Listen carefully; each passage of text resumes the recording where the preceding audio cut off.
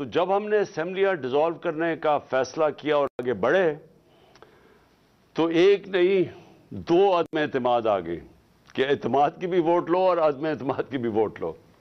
تو میں آج اپنی قوم کے سامنے تو 2-3 چیزیں اس بڑے اہم موقع پہ، یعنی میں سمجھتا ہوں کہ میرا ملک جدھر آج کھڑا ہے، میں نہیں سمجھتا کہ میری اپنی 70 سال کی زندگی میں اس طرح کے میں نے اپنی قوم کو ایک اندھیرے کی طرف اس طرح جاتے ہوئے دیکھا جو آج ہے.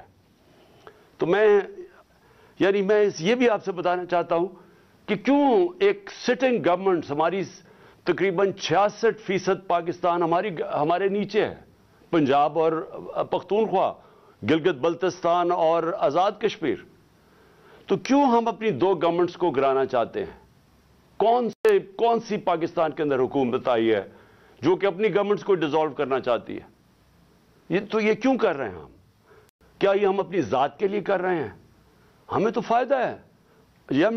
جب ہماری 2 گورنمنٹس ہیں اور 66% پاکستان ہمارے نیچے ہے تو ہمیں کیا ضرورت ہے یہ کرنے کی؟ تو میں سارے پاکستانیوں کو آج بتانا چاہتا ہوں کہ دیکھیں، ہمارا ملک ایک دلدل میں پھنستا جا رہا ہے. میں ہر اس پاکستانی سے آج بات کر رہا ہوں جس نے اپنے پیسے ڈالرز باہر بھجوائے نہیں ہوئے، جس کے باہر بڑے بڑے محلات اور بینک اکاؤنٹس نہیں ہیں، جس نے یہاں سے منی لانڈرنگ کر کے پیسہ باہر نہیں بھجوایا.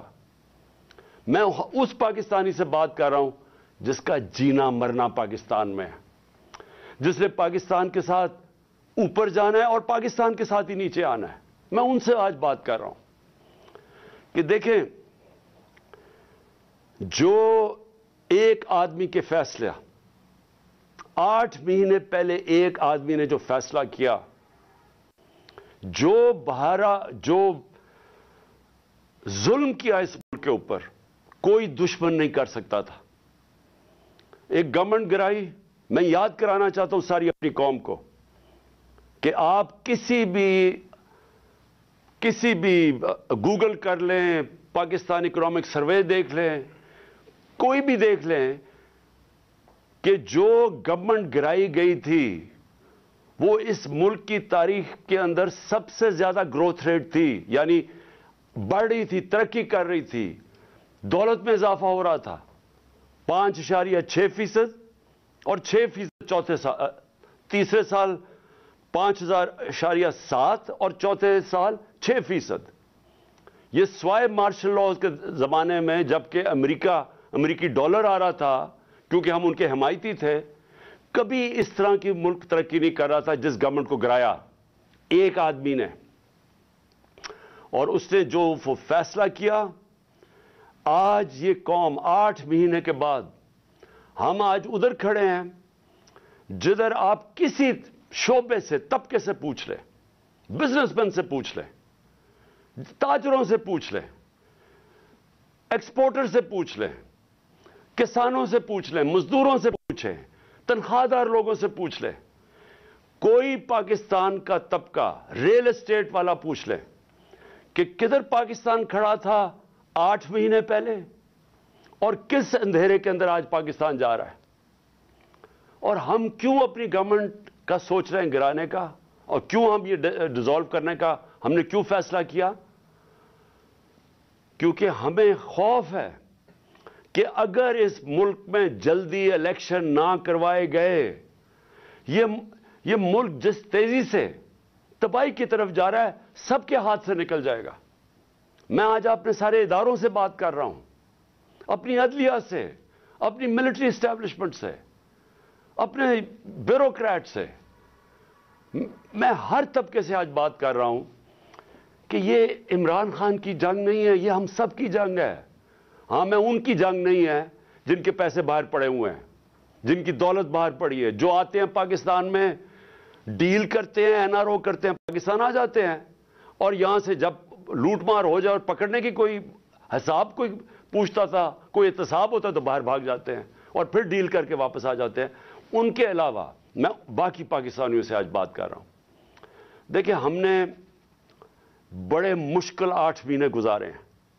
मैंने इस तरह, ये मैं बार बार कहता हूं, जो मुझे एक आदमी ने जिस तरह की दुश्मनी की है हमारे साथ, एक आदमी ने जिस तरह की दुश्मनी की है, मैं समझता हूं कि मैंने 50 साल से कौम मुझे जानती है, मुझे कभी इस तरह का एहसास नहीं हुआ जिस तरह के ऐसे कि मैं कोई गद्दार हूं मुल्क का, कोई मुल्क दुश्मन हूं।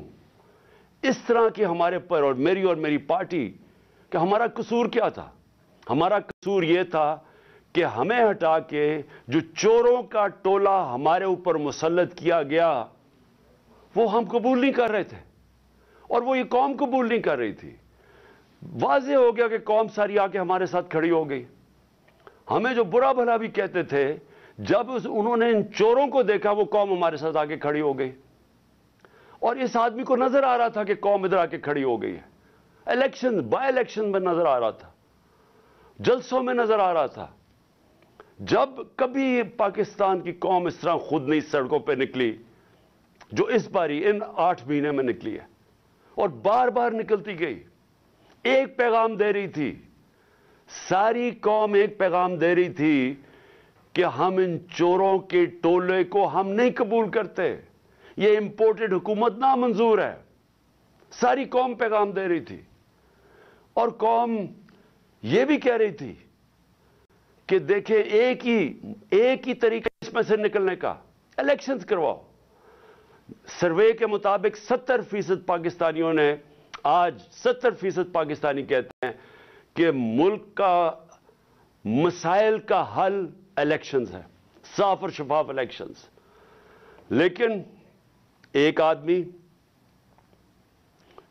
और वो कौन था जिसको अरशद शरीफ शहीद कहता था, वो कौन था? वो एक आदमी वो फैसला कर बैठा था कि जनाब मैंने इस पार्टी को खत्म करना है, इमरान खान को खत्म करना है, डिस्क्वालीफाई किसी तरह करना है, केसेस करने हैं, मेरी पार्टी के ऊपर केसेस करने हैं, मेरे लोगों के ऊपर। जो शहबाज गिल से किया गया, जो आजम स्वाति से किया गया, जो जमील फारूकी, जो अरशद शरीफ जैसे लोग, जो ये समझते थे कि हमारी हमायती हैं या वो हमारे लिए लिख रहे हैं या हमारे लिए बोल रहे हैं, उन सब पे तशद्दुद किया गया। सोशल मीडिया के लोगों के ऊपर जो किया गया, जुल्म किया गया। और फिर मुझे आखिर में प्लान बनाया गया कि मुझे रास्ते से हटाया जाए। जब पता चला कि कोई केस भी काम नहीं कर रहा, इलेक्शंस धांधली के बावजूद भी हम जीत रहे हैं, तो फिर फैसला किया गया कि मुझे मार के रास्ते से हटाया जाए।